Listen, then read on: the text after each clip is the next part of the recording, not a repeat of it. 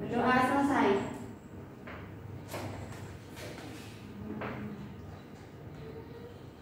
Ini kelas 9A punya ibu ya, bener kan? Yo. Oke, ada yang nggak masuk hari ini? Nihil. Nihil. Masuk semuanya. Oke anak-anak, apakah masih ingat pertemuan minggu lalu kita bahas tentang apa? Pasar bebas. Oh, untuk ingat pasar bebas ya. Materi yang kemarin kita sudah cukupkan saja untuk pertemuan yang kemarin ya. Sekarang kita akan bahas baru tentang bab 4 tentang Indonesia dari masa kemerdekaan hingga masa reformasi. Nah, pada bab tersebut, pertemuan kali ini kita akan membahas persiapan kemerdekaan Indonesia. Berikut saya akan bacakan kompetensi dasar yang harus kalian ketahui pada bab ini. Yang pertama adalah pada 3.4, yaitu menganalisis kronologi perubahan dan kesinambungan ruang geografis, politik, ekonomi, pendidikan, sosial, budaya dari awal kemerdekaan sampai awal reformasi. 4.4 menyajikan hasil analisis kronologi perubahan dan kesinambungan ruang geografis, politik, ekonomi, pendidikan, sosial, budaya dari awal kemerdekaan sampai awal reformasi.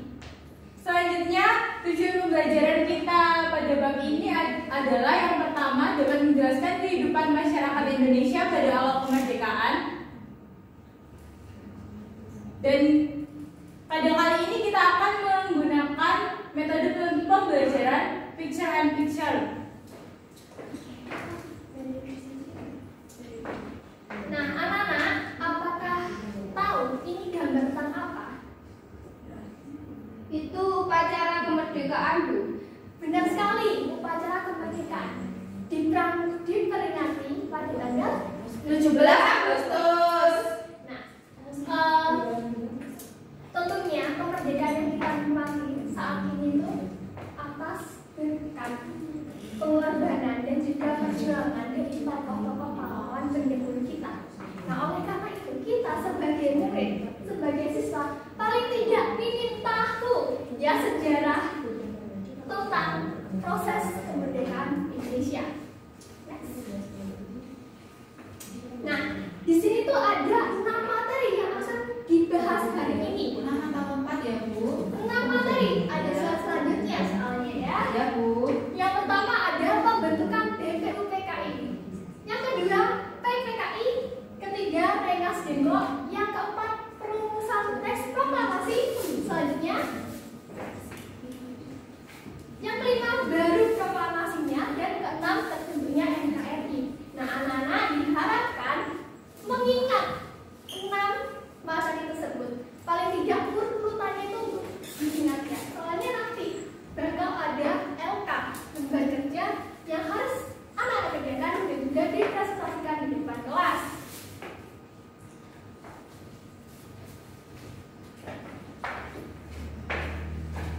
Selanjutnya di sini saya akan menjelaskan tentang pembentukan BPUPKI.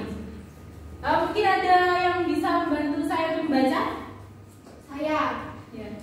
Jadi mengenai pembentukan BPUPKI ini yang pertama yaitu ada janji PM Koiso, kemudian diikuti dengan pengumuman pembentukan Badan Penyelidik Usaha-usaha Persiapan Kemerdekaan Indonesia atau Jopuritsu Jundi Kosakai yang disingkat BPUPKI pada 1 April tahun 1945. 1945 yang diketuai oleh Dr. Rajiman Weddiodiningrat. Nah, untuk sidang pertama di PUPK ini dimulai pada tanggal 29 Mei tahun 1945 sampai dengan tanggal 1 Juni 1945.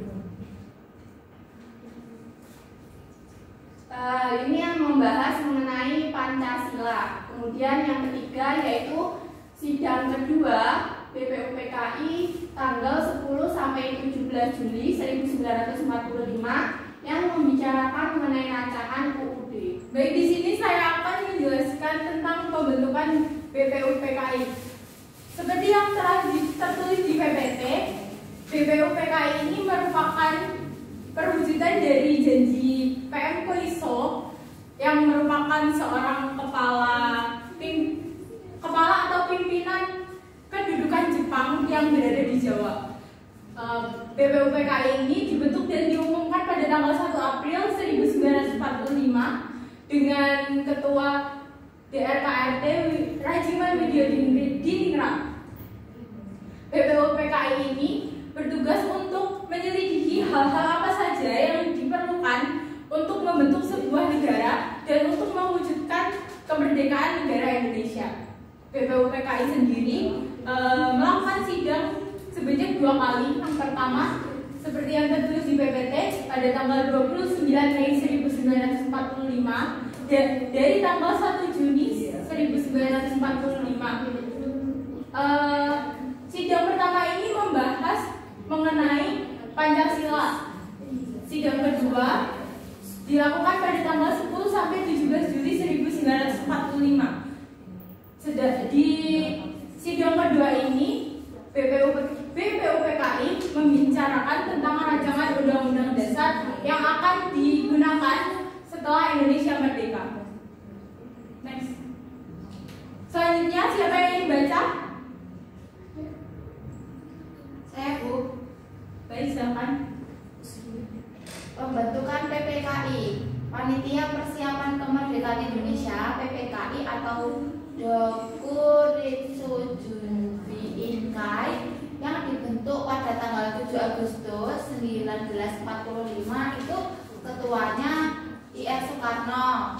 Kemudian yang kedua, sidang PPKI dimulai pada tanggal 18 Agustus 1945 yang menetapkan UUD, pemilihan presiden dan wakil presiden serta KNIP. Baik, terima kasih Mbak Wada. Selanjutnya saya akan menjelaskan tentang pembentukan PPKI.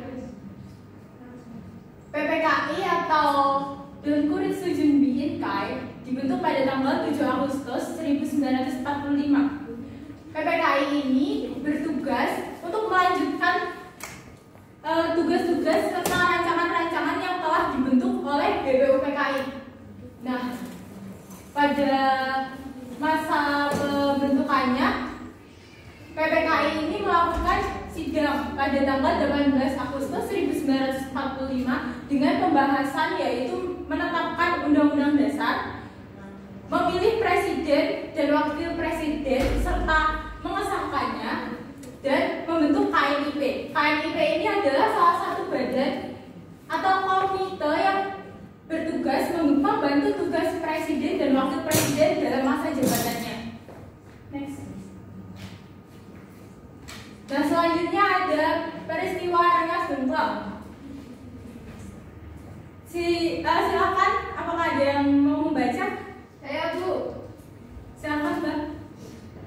Untuk peristiwa Rengas Dengklok itu yang pertama, peristiwa menyerahnya Jepang tanpa syarat kepada sekutu yang terjadi pada tanggal 14 Agustus 1945. Tokoh pemuda tahu, terutama yaitu Sultan Syahrir, itu menemui Muhammad Hatta untuk bersama dengan Insinyur Soekarno agar secepatnya dapat memproklamirkan kemerdekaan tanpa melalui PPKI. Kemudian ada penolakan Insinyur Soekarno harus maklumat Jepang, yakni pada tanggal 20 Agustus 1945. Walaupun Jepang kalah, tidak bisa diremehkan militer Jepang. Untuk yang selanjutnya ada penculikan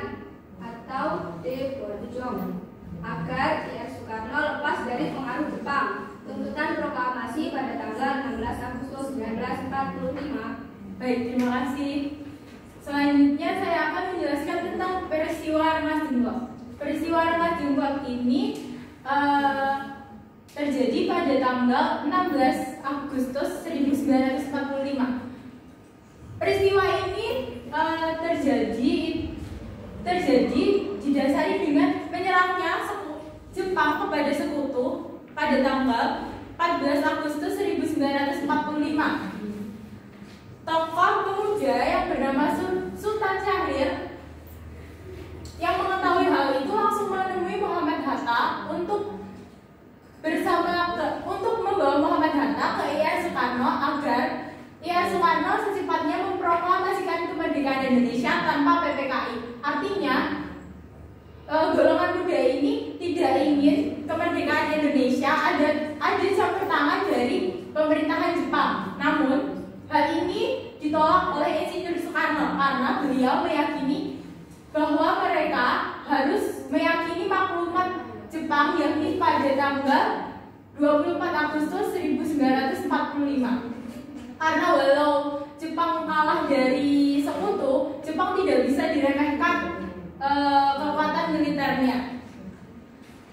Karena penolakan Soekarno ini, akhirnya golongan muda pun marah dan menculik IR Soekarno agar IR Soekarno bisa terlepas dari pengaruh Jepang dan segera memproklamasikan kemerdekaan Indonesia. Yang keinginan dari para pemuda itu dilaksanakan pada tanggal 16 Agustus 1945.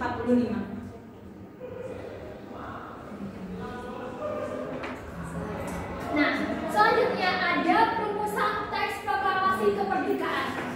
Sebelum proklamasi dibuat, pasti dirumuskan terlebih dahulu, ya kan? Iya, Bu. Ya. Tepatnya pada tanggal 16 Agustus tahun 1945, tepatnya pada pukul 8 malam, Soekarno-Hatta dilarikan ke Jakarta. Mengapa? Ya kan, tadi itu udah ada peristiwa Rengas Dengklok gitu kan ya. Penculikan Soekarno-Hatta ke Rengas Dengklok, daerah Jawa Barat. Ya, kemudian selanjutnya karena atas desakan golongan muda, akhirnya Soekarno-Hatta dilarikan ke Jakarta supaya bisa mempercepat memproklamirkan kemerdekaan.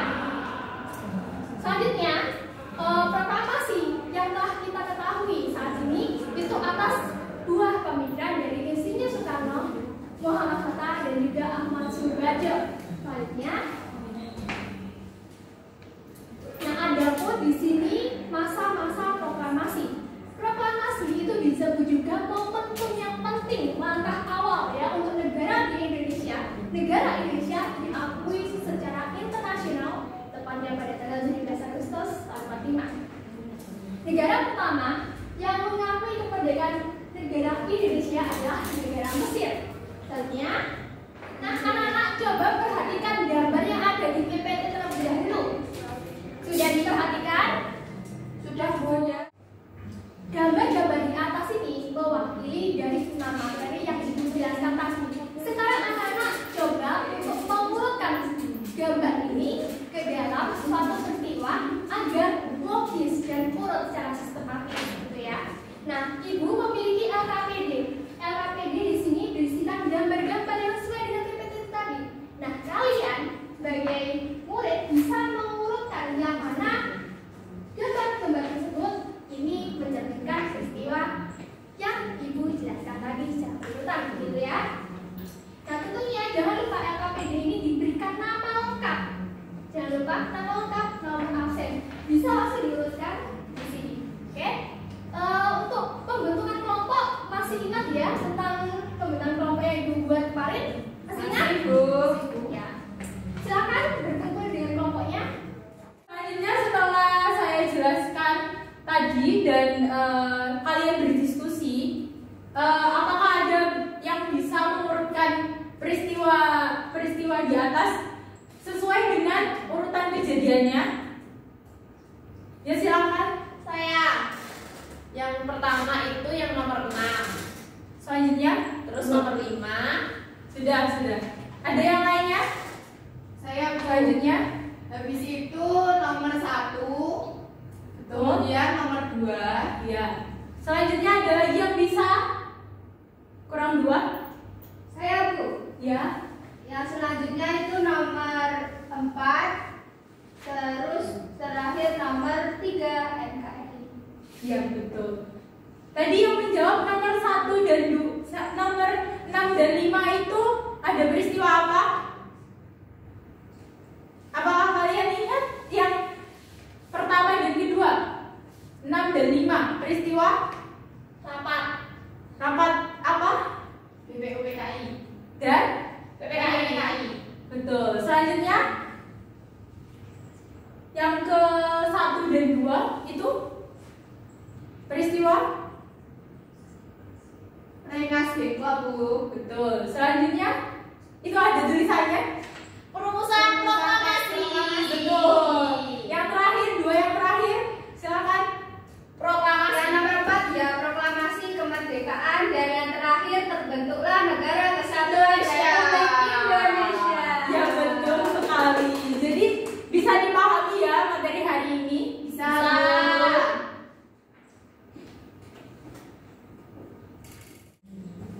Sebelumnya tepuk tangan dulu untuk kita semua. Dari sini, apakah ada pertanyaan? Belum, Bu. Jika tidak ada, maka ibu yang tanya, oke? Iya, Bu. Lagi tolong sebutkan berapa jumlah sidang di PKI.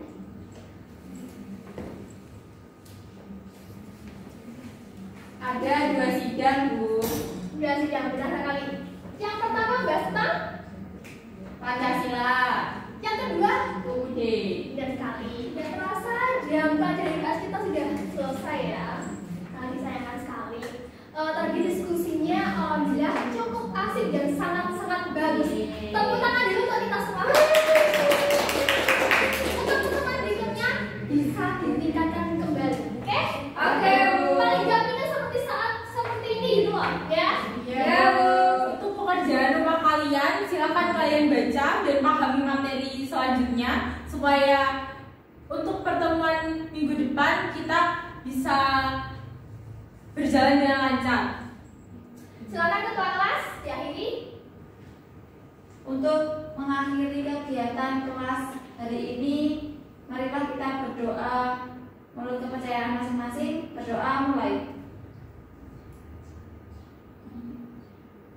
Berdoa selesai. Baiklah, kelas dicukupkan hari ini. Assalamualaikum warahmatullahi wabarakatuh. Waalaikumsalam.